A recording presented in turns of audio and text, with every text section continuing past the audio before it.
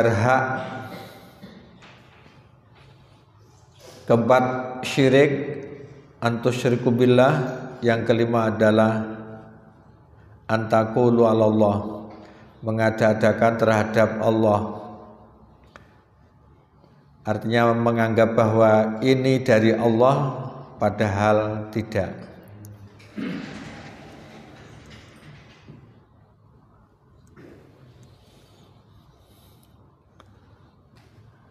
Jadi kul, katakanlah, ini ditujukan kepada Nabi Muhammad. Makanya diberi penjelasan, kul ya Muhammad liha walail musyrikin alladzi harramu ma halallah minat thayyibat, kepada mereka orang-orang musyrik yang telah mengharamkan perkara yang dihalalkan oleh Allah, wal libas, termasuk mengharamkan pakaian. Ini sebetulnya ada kaitannya dengan pembahasan yang lalu. Jadi pembahasan Sabtu yang lalu yaitu man harrama zinatallahi allati akhraja li ibadihi. Jadi siapa yang mengharamkan yang baik-baik termasuk perhiasan, padahal itu adalah untuk hamba-hambanya. Terus di sini diberi penjelasan yang diharamkan itu intinya ada 5. Jadi innama haramallah, sesungguhnya Allah hanya mengharamkan khamsata asya, 5 perkara. Hiya usulul muharramat, yaitu pokok-pokok yang diharamkan. Jadi 5 ini adalah pokok-pokok yang diharamkan. Adapun yang lain, ada yang diharamkan yang lain, itu prinsipnya adalah penjelasan dari 5 ini. Yang 5 ini pokok, yang lain sebetulnya adalah penjabaran atau cabang dari yang 5 ini. Wahya ma'ayati, yaitu sebagai berikut.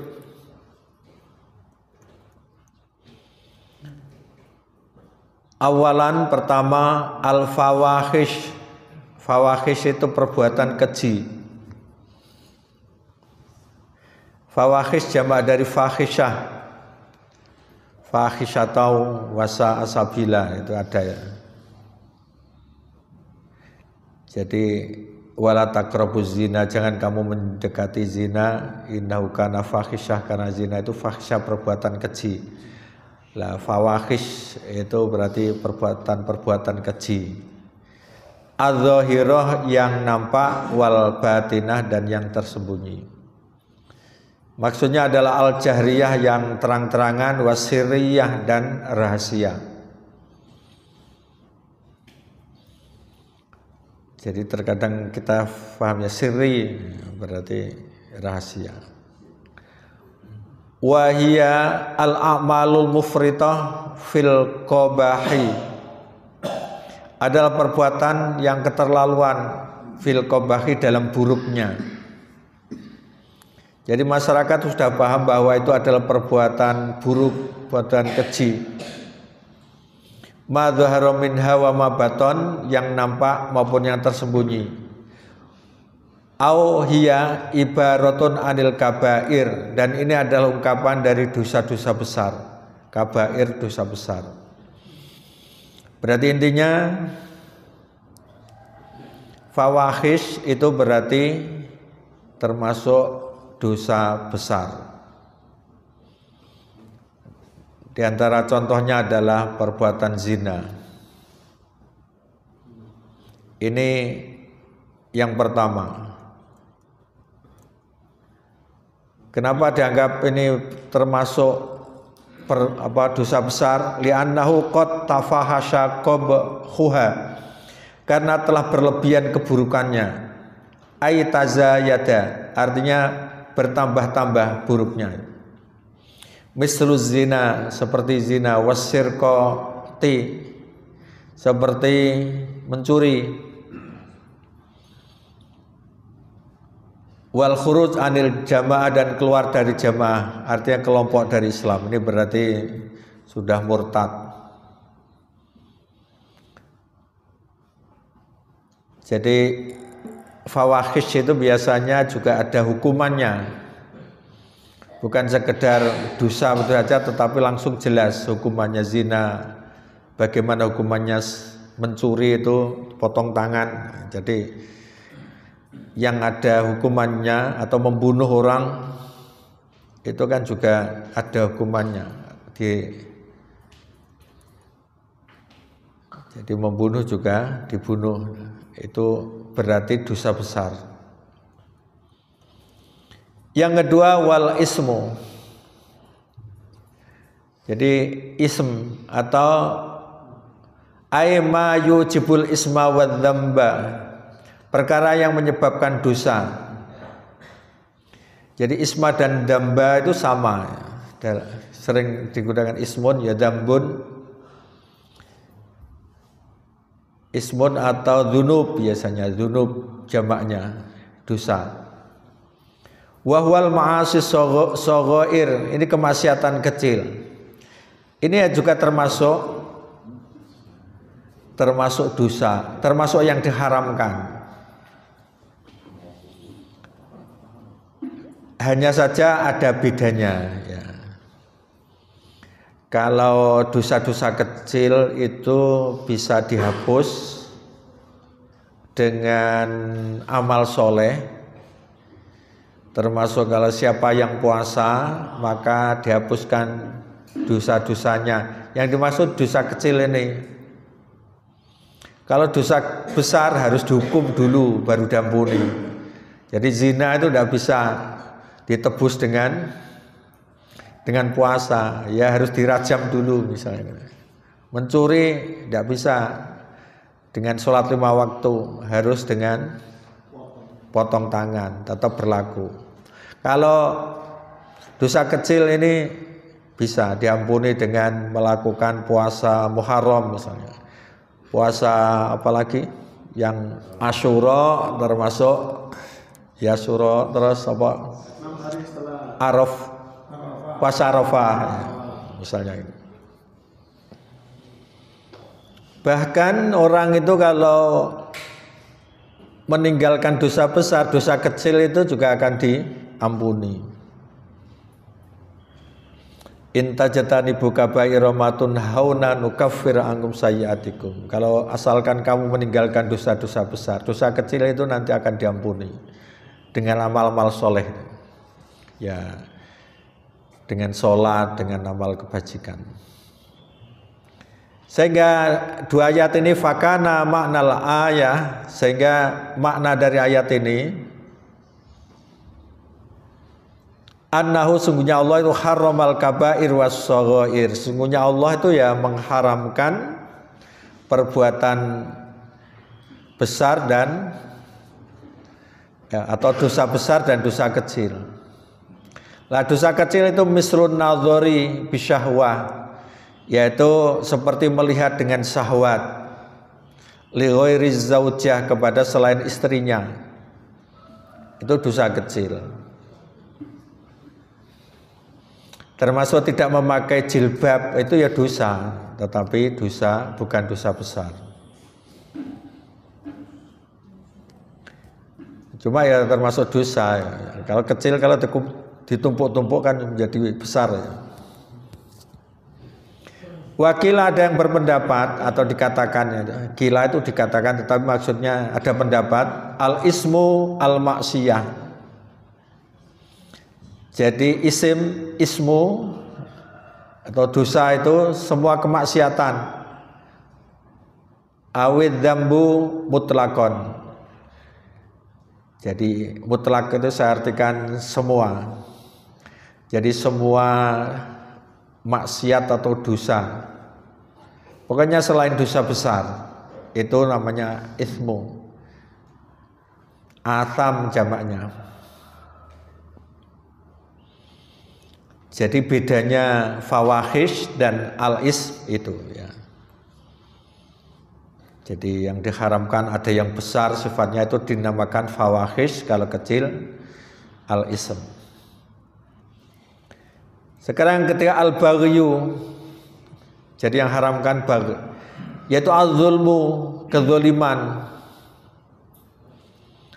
wa tajawuzul haddi, melampaui batas, fil fasadi, dalam kerusakan, wal huquqi, dan hak. Jadi terkadang ada kesamaan sedikit dengan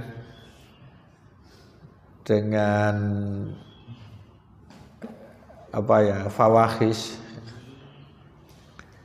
Tetapi kalau al-baghyu itu bukan sekedar merugikan diri sendiri, tetapi al-baghyu itu merugikan orang lain. Ya, termasuk mencuri tadi kan ya merugikan orang lain. Itu digolongkan menjadi fawahish juga di sini. Bukan haknya, jadi melampaui haknya, dia tidak berhak memiliki benda itu, tetapi diambil, itu juga al-baghyu sebetulnya. Jadi tajawuzul had fil fasad, dalam kerusakan, jadi merusak milik orang lain, termasuk al-huquq, haknya, itu melampaui batas, tidak berhak tetapi dia merampas hak orang lain. Misalnya bil i'tida, dengan melanggar ala huquqin nas, melanggar batas ya, atas hak-hak orang lain, al-akhirin, afrodan wa jama'atin, baik secara pribadi atau kelompok. Itu bagh. Jadi al-baghyu juga bisa diartikan az-zulmu, kezaliman. Misalnya orang senang musik. Senang musik itu kalau didengarkan sendiri itu kan bagus, tapi kalau mengganggu orang lain itu sudah al-baghyu, termasuk az-zulmu, yaitu tajawuzul had, melampaui batas, baik secara pribadi maupun kelompok.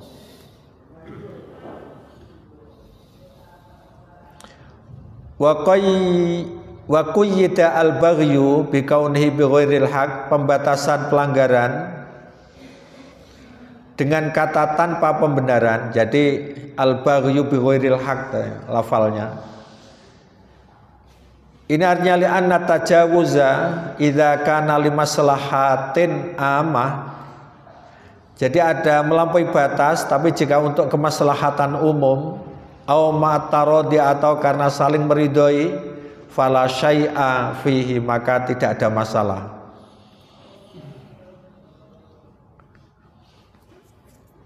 Jadi demi kemaslahatan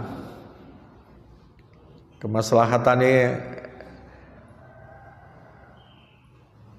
ya, contohnya ya, dia itu memberi manfaat kepada orang lain sehingga terkadang merugikan hak istri, tapi tidak sampai merugikan istri, tapi tujuannya adalah kemaslahatan yang lain yang lebih bermanfaat.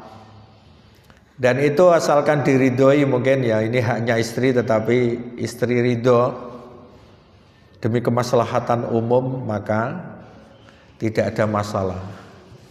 Ya, jadi ada catatannya antarodi, karena ada saling meridhoi. Jadi itu tidak ada masalah. Jadi bi ghairil haq, jadi ada catatannya, yaitu dengan tanpa ada kebenaran. Jadi jatahnya istri dikurangi misalnya, tetapi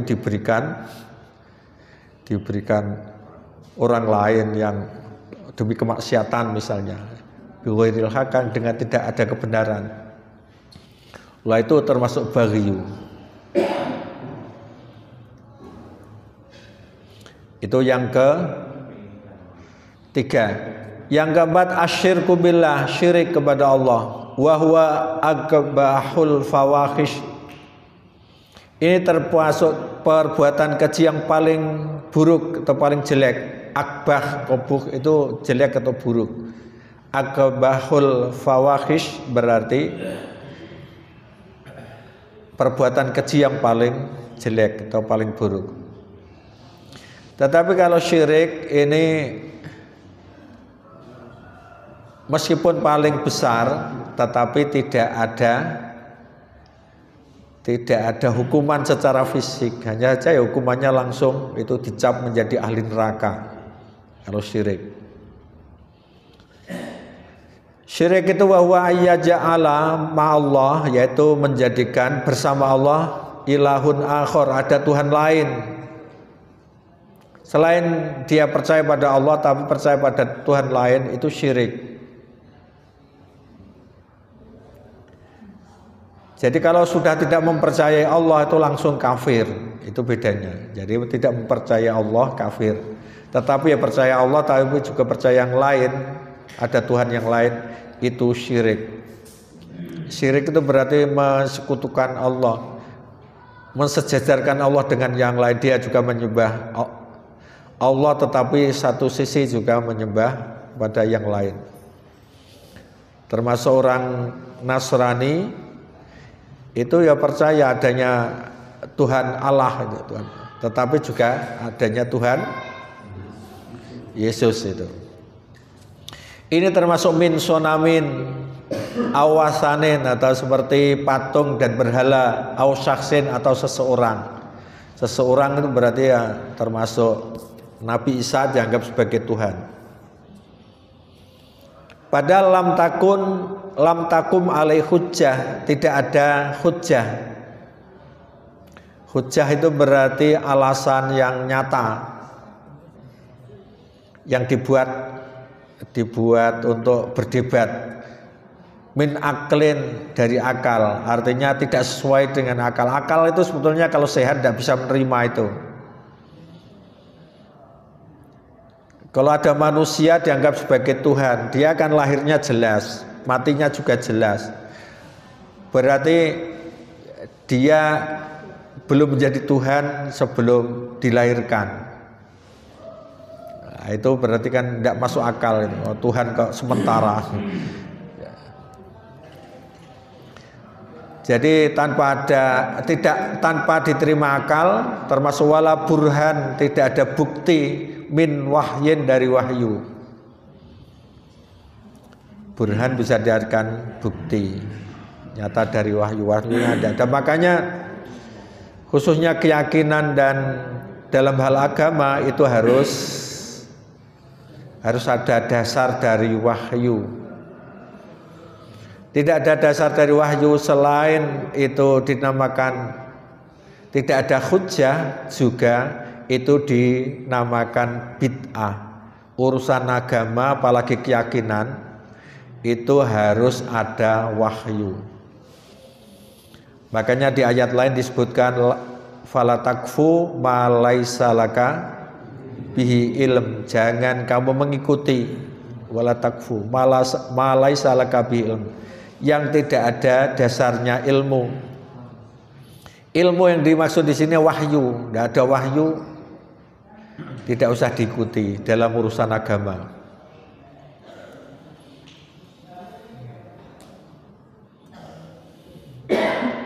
Wa sumiyatil hujjah, hujjah dinamakan sultanan sultan. Tadi kan tidak ada sultan kan gitu, tidak ada sultan itu hujjah sebetulnya. Karena hujjah itu berarti dia punya alasan yang kuat, itu hujjah. Hujjah dinamakan sultan li'annaha, karena hujjah ini tarjihu, itu menguatkan qaulal khosomi, ucapan dalam bantahan, ala ghairihi, untuk mengalahkan lainnya. Orang debat itu kuat karena ada alasan, ada bukti, bahkan ada wahyunya. Jadi orang itu melakukan kesyirikan yang tidak boleh itu memang tidak ada dasar dari wahyu, termasuk dasar dari akal, tidak bisa menerima. Wa yakunu laha taksirun, dan itu mempunyai pengaruh. Jadi hujjah atau sultan, raja, sultan itu kan raja, dinamakan hujjah atau sultan, itu sama-sama mempunyai pengaruh ala aklis sami, terhadap akal atau pikiran dari pendengar, wa fikri, dan ya, pikiran hampir sama ya, akal dan pikiran. Cuma bahasa Arab kadang-kadang disandingkan, termasuk asal ismu wa dzambu tadi, sama-sama dosanya. Jadi sampai orang yang mendengarkan itu terpengaruh, itu namanya hujjah. Tetapi dengan bukti yang nyata, ini wahyunya ada, terus menurut akal itu ya kalau bisa diterima akal, itu namanya hujjah. Nah, syirik itu sebetulnya ya suatu perbuatan yang memang tidak bisa masuk akal. Allah yang maha hebat ternyata disandingkan dengan batu. Ternyata batu itu yang membuat manusia, atau patungnya dari bahan-bahan yang lain, bukan batu saja, dari bahan yang lain, dari giok atau apa itu ternyata juga tidak bisa diterima karena yang membuat adalah manusia. Begitu kok disembah. Makanya seperti Nabi Ibrahim sendiri ketika dituduh kamu yang menghancurkan berhala-berhala itu, Nabi Ibrahim debatnya adalah coba tanyakan kepada berhala yang besar yang masih hidup itu. Lah bagaimana saya bisa bertanya wong dia tidak bisa menjawab. Lah mengapa tidak bisa menjawab kok disembah kan gitu. Jadi itu bahasa debatnya. Jadi mengajak logika. Lah Nabi Ibrahim itu punya alasan nyata, yang nyata bisa masuk akal. Jadi yang dikatakan oleh Nabi Ibrahim. Jadi kita orang yang beriman itu juga harus pinter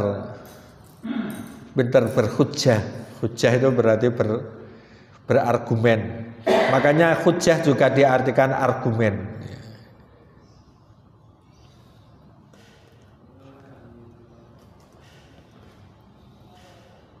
Wahya mislu qauli ta'ala, dan ini seperti firman Allah Ta'ala, wa may yad'u ma'allahi ilahan akhar la burhana lahu bih, dan barang siapa yang menyembah Tuhan yang lain di samping Allah padahal tidak ada suatu dalil pun. Burhan itu ya bukti, ya dalil, tidak ada. Fa inna ma hisabuhu inda rabbih, maka sesungguhnya perhitungannya di sisi Tuhannya. Innahu la yuflihul kafirun, sesungguhnya orang-orang kafir itu tidak beruntung. Jadi orang yang melakukan syirik itu juga bisa dikatakan orang kafir ya. Kafir itu arti aslinya adalah menutup diri dari menggunakan dalil, menggunakan akal yang sehat, itu kafir. Maka dalam surat Al-Bayyinah disebutkan innalladzina kafaru, orang-orang kafir itu bisa min ahlil kitab, dari ahli kitab, termasuk wal musyrikin, orang-orang musyrik. Wa fi hadza dilalatun, dan ini menunjukkan ala anal burhan asasul istidlal, bahwa burhan atau bukti yang kuat, burhan itu juga dalil, itu adalah asas dari mencari dalil ala sihhatil akidah, atas benarnya akidah. Jadi burhan itu ya, jadi untuk mencari kebenaran itu bisa dengan dalil, bukti. Bukti itu bisa alam semesta ini yang bisa diterima oleh akal, bukti bisa berupa wahyu. Makanya wa annal iman, sesungguhnya iman layuk balu, tidak diterima bi ghairi wahyin minallah, tanpa melalui wahyu dari Allah. Yada'amuhud dalil, yang diperkuat oleh dalil, wal burhan, dan burhan atau bukti.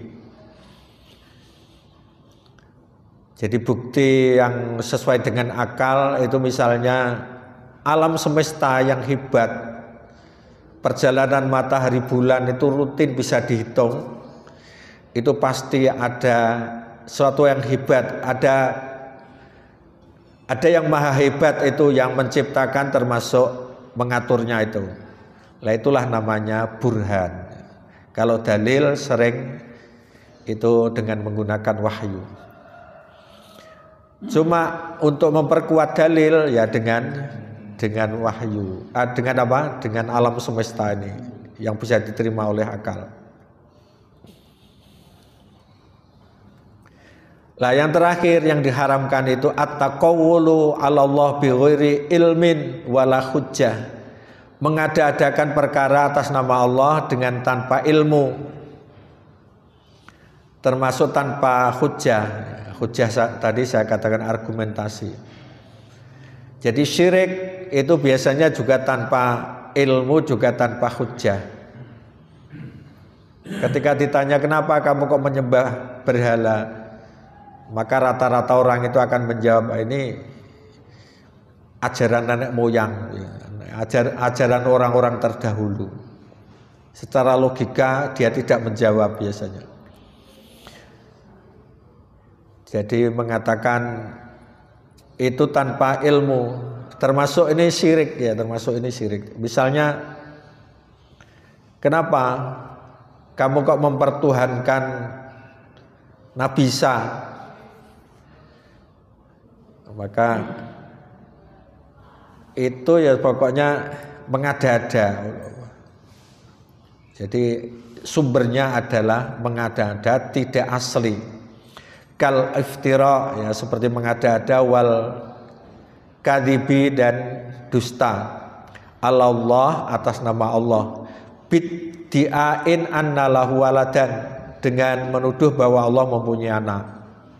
Au syarikan minal ausan, atau mempunyai sekutu dari berhala. Itu sebetulnya mengada-ada, tidak ada sumbernya dalil, termasuk tidak ada burhan. Makanya dikuatkan oleh fajatani burrijsa minal ausan, maka jauhilah olehmu berhala-berhala yang najis.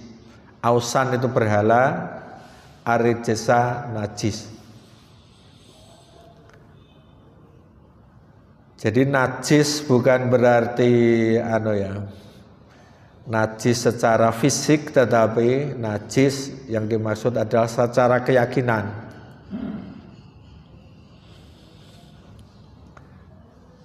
Jadi termasuk innamal musyrikuna najasun, sesungguhnya orang-orang musyrik itu najis. Ayat Quran kan ada. Nah, najis di situ maksudnya adalah najis secara keyakinan. Tapi orangnya kalau bersih ya berarti tidak najis. Tapi kita meyakini bahwa yang dimaksud najis di situ adalah najis dalam hal keyakinan, bukan najis dalam hal fisik. Termasuk parfum itu dari alkohol. Alkohol itu kan memang tidak boleh diminum, tetapi dalam hal fisiknya suci. Makanya ada yang meyakini bahwa itu tidak najis, tetapi ada juga yang menganggap najis gitu loh. Ada perselisihan kalau itu ya.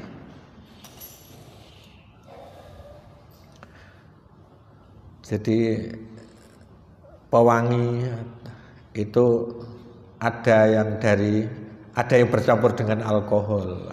Itu ada yang mengatakan najis, ada yang tidak.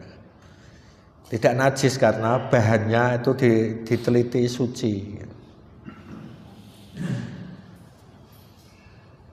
Termasuk mengada-ada itu tahlilul haram, menghalalkan yang haram, wa tahrimul halal, termasuk mengharamkan yang halal. Jadi pembahasan sebelumnya kan dikatakan orang Islam itu tidak patut memakai pakaian yang bukan umat Islamnya. Jadi kita ini tawaf di Ka'bah itu tidak boleh pakai pakaian, harus telanjang. Keyakinan orang musyrik kan gitu. Karena kita ini menghadap Allah misalnya gitu. Tetapi itu dibantah oleh Islam. Jadi mengharamkan yang halal tidak model begitu.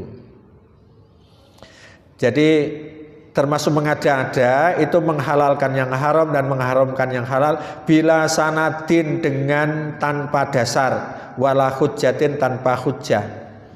Hujjah itu alasan yang masuk akal. Hujjah tadi saya artikan argumennya. Jadi mengada-ada itu wahwal qaulu birra'yil al-mahdhi, yaitu ucapan yang hanya menggunakan pendapat al-mahdi murni, duna dalilin minasyar'i, tanpa ada dalil syariat atau syar'i sama ya. Wahwa sababu tahrifil adyan, inilah yang menjadi penyebab penyimpangan agama. Jadi penyimpangan agama itu melakukan hal yang dikatakan agama tetapi tanpa ada dalil syariat, hanya akal secara murni. Jadi misalnya bantahan itu menggunakan akal bukan dalil. Misalnya bacaan Al-Quran ini tidak sampai ke alam kubur, itu nyatanya juga ketika dikirimkan tidak ada yang kembali. Itu kan ya bantahan sing ngawur. Bukti ini ketika dikirimkan ke ahli kubur tidak ada yang kembali. Nah begitu itu kan ya bantahan yang hanya logika tapi tidak ada dasar dari syariat. Wal ibtida' fit dinil haq, termasuk bid'ah dalam agama yang benar. Wattiba'il hawa wasyaiton, dan mengikuti hawa nafsu dan setan. Jadi dianggap itu mengada-ada ya dalam agama itu ya bid'ah ya, mengada-ada dalam agama ini. Tidak ada tuntunannya tetapi dianggap itu memang ajaran Islam, termasuk intinya mengikuti hawa nafsu semata dan mengikuti setan.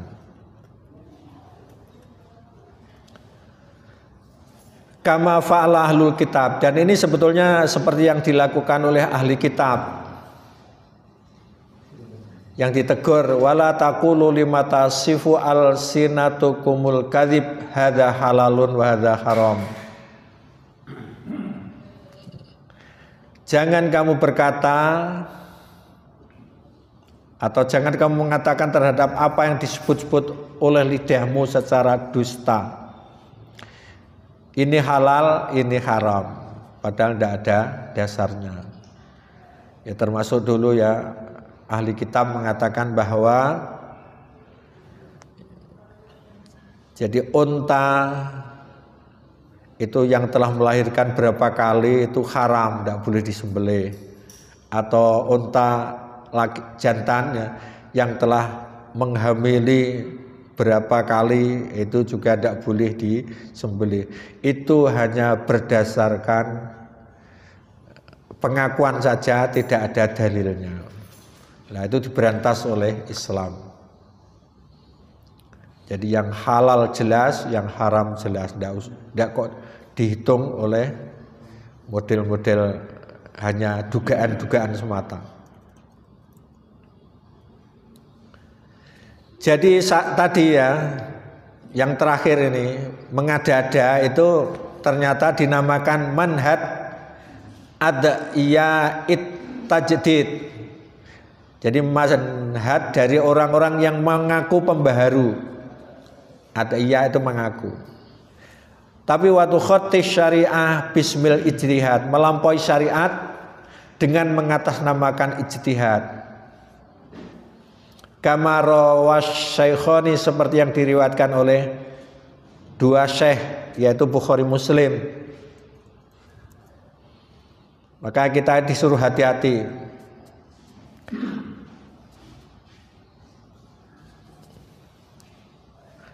Latat tabi'anna sunana man qablakum, sungguh-sungguh kalian akan mengikuti sunnah-sunnah orang sebelum kamu. Shibron bi shibrin, sejengkal demi sejengkal, dhiro'an bi dhiro'in, sehasta demi sehasta. Hatta law dakhalu juhra dobbin, sampai ketika mereka masuk dalam lubang biawak, lattaba'tumuhum, sungguh kamu akan mengikuti mereka. Kita ini diberi peringatan oleh Nabi, jangan sampai mengikuti sunnah-sunnah seperti orang-orang terdahulu. Kulna, kami bertanya kepada ya Rasulullah, al Yahud wan Nasara, apakah sunnah orang sebelum kita ini yang dimaksud Yahudi dan Nasrani? Qala, Nabi menjawab, faman, maka siapa lagi? Artinya kita ini jangan mengikuti apa yang dilakukan oleh Yahudi dan Nasrani, khususnya dalam hal kesyirikan, termasuk membuat agama itu seperti mereka. Jadi orang Yahudi Nasrani itu kan menganggap nabinya sebagai Tuhan. Itu tidak terasa kita ini kalau tidak menggunakan dalil terus ketika berhujjah, maka bisa-bisa juga menganggap nabi itu sebagai Tuhan. Ya seperti itu ya, Nabi kita Muhammad itu terkadang dilebih-lebihkan seperti Tuhan. Nabi bisa menyelesaikan masalah, Nabi bisa tanhallu bil qadwa tanfariju bil qurabu tuqdu bil hawaiju, bisa mengabulkan segala kebutuhan. Itu sholawat apa itu? Sholawat nariyah. Wah, itu melebih-lebihkan Nabi yang berlebihan. Karena itu lafalnya dianggap hebat, terus ada jamaah nariyah, terus meyakini Nabi itu bisa hebat itu. Padahal kita ini di dalam Al-Quran jelas banyak ayat walallahi falyatawakkalil mutawakkilun atau falyatawakkalil mu'minun. Allah itu sebetulnya kata keterangan itu mestinya di belakang, tetapi diletakkan di depan. Itu artinya terhadap Allah. Jadi Allahnya itu yang perlu didahulukan. Jadi hanya bertawakal kepada Allah orang-orang mukmin atau orang bertawakal itu. Maksudnya itu. Seperti iyyaka na'budu wa iyyaka nasta'in. Hanya kepadamu kami beribadah, hanya kepadamu kami mohon pertolongan. Jadi jalan ijtihad yang benar itu gini, wa tariqul ijtihad ma'rufun fis syariah. Jalan ijtihad sudah dikenal dalam syariat, bukan seperti yang diadakan tadi. Wa huwa nadharu fil Qur'an was sunnah wal ijma', yaitu memahami Al-Qur'an, sunnah dan ijma'. Nadharon shahihan, dengan pemahaman yang benar, ala usulin syar'iyyah, sesuai dengan pokok-pokok syariat, summal qiyas alaiha, kemudian mengkiaskannya. Jadi ijma' itu berarti kesepakatan. Jadi ini adalah ijtihad yang dibenarkan. Ijtihad itu artinya adalah memahami apa ijtihad, jadi menetapkan hukum, ya ijtihad itu menetapkan hukum, tetapi melihat dulu Quran, sunnah, terus kesepakatan, baru kemudian qiyas. Seandainya terus berarti awil akhdhu birra'yi atau menggunakan pendapat asyamil yang mencakup al istihsan wal istislah wa nahwihima dan lainnya. Istihsan itu berarti arti bahasanya adalah mencari demi baiknya. Istislah juga mencari demi kemaslahatan. Jadi misalnya ya kurban itu kan boleh menggunakan kambing, boleh menggunakan sapi. Kalau Nabi kurbannya pakai apa? Kambing ya. Tetapi istihsan itu gini, seandainya disembelihkan kambing 7 dengan sapi 1, itu kemaslahatannya banyak mana? Banyak sapi ya. Nah, itulah istihsan artinya. Jadi mencari yang terbaik. Istihsan berarti berasal dari kata hasanun, baik. Istahsana berarti mencari yang terbaik. Nah, itu dasarnya boleh menggunakan kambing ya boleh, terus sapi juga boleh. Itu manfaatnya. Istislah itu kan segi kemaslahatannya mana. Nah, itu ditimbang. Nah, kita kan nek didumi ngeratani itu berarti digabungkan saja, bukan kambing tetapi sapi misalnya. Itu istihsan. Ya. Wa huwa ra'yul muttafaq ma'aruhis syariah. Inilah pendapat yang sesuai dengan ruh syariat. Jadi kalau kaitannya dengan apa tadi ya sama-sama kurbannya. Ruh syariat itu kemanfaatan, kemaslahatan itu. Baik usuliha, pokok-pokoknya, wa mabadi'ihal amma, termasuk prinsip-prinsip secara umum. Tujuannya adalah memberi kemanfaatan itu. Nek wedhus 7 iku didum wong sak RT ngono ya. Kur saiki kan. Tapi kalau sapi sak RT cukup itu ya.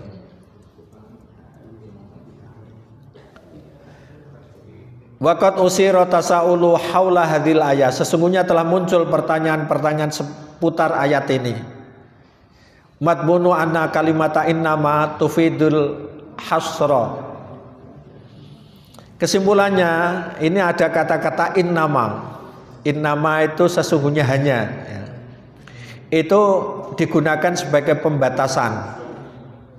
Makanya uji bapakan dijawab bi annal jinayat mahsuratun fi khamsati anwa, bahwa kejahatan-kejahatan itu kenapa sampai diharamkan itu terbatas pada 5 macam.